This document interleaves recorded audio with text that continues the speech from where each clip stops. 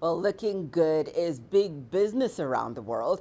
The global beauty industry is valued at around $511 billion and is projected to increase to $716 billion by 2025. Part of that industry are anti-aging and related products, which were valued at around $58.5 billion back in 2020 and forecasted to reach a whopping $88.3 billion by 2026. Earlier on, we spoke with one entrepreneur from South Africa whose business is taking advantage of this massive market. Karen Kraus is the founding CEO of Eye Slices, a product that aims to reduce eye wrinkles and puffiness, but has also delved into the medical industry. So I first saw a gap in the market way back in the late 90s. There was nothing on the market that would be a quick lifestyle, quick fix product for puffiness, dark circles, tiredness, redness, and wrinkles. You had your general anti-aging creams that, there were mountains of, but there was no quick lifestyle product. And I decided I would embark on the journey of developing one that really works.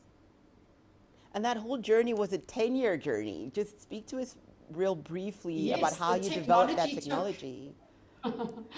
So I went looking for a technology to underpin my invention or my idea, because I understood that technology is an amazing enabler. It allows you to add real value to the consumer and also differentiate your product on the market. I had never been in the tech or innovation development space, so I had no idea it would take a good 10 years to develop the technology and the globally unique manufacturing process that underpins the manufacturing of the technology.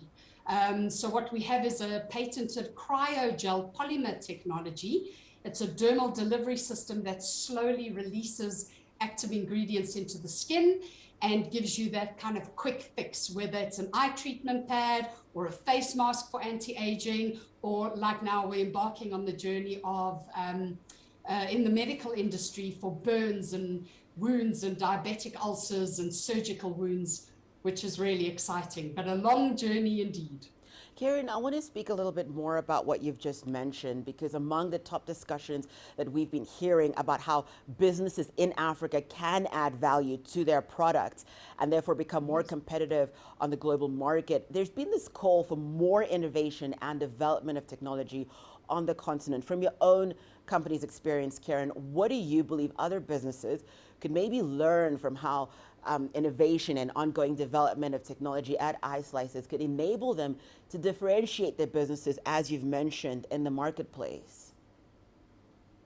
So my encouragement would be the tech and innovation development space is definitely a longer, more arduous journey and definitely requires a lot more financial resources and other resources, but it is so worth the journey. If an entrepreneur like me, who had no experience in the space, no science degree, I have a business degree, could embark on an arduous scientific innovation journey. And when I started, I had nothing, and find the resources along the way and eventually get there. That means anybody can do it. And it is so worth the journey, because it is technology and innovation that we need to solve the problems that are unique to Africa and the African continent. So we need to be innovating for the African continent from within Africa, as opposed to just using technologies from the rest of the world that already exist.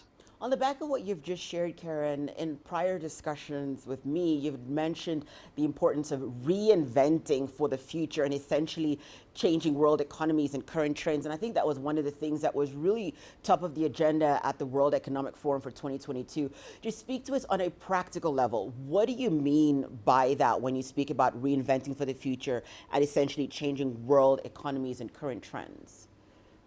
Absolutely. So if you look at our space that we're moving into with the medical industry, there are so many complex products trying to solve things like slow wound healing, or slow healing wounds, biofilm, those leg ulcers and diabetic ulcers that just don't heal. And people have gone and invented all sorts of machinery and very complex ways to solve it. Our innovation, as much as it is globally unique and took over a decade to develop, it's very simple. And we've combined other technologies with our technology to create something so simple for the consumer to use. It, for example, reduces hospital time. It takes away the need for nurses and highly paid specialists that need to be involved. It allows the consumer to own their own healing journey, and is incredibly affordable, especially for the African continent. And so we need to be always approaching things from the consumer perspective, looking at the global trends, the way that the world has radically shifted even now in the last 2 years, and find simple yet effective and affordable innovations for the consumer. And we need to start innovating for the poor.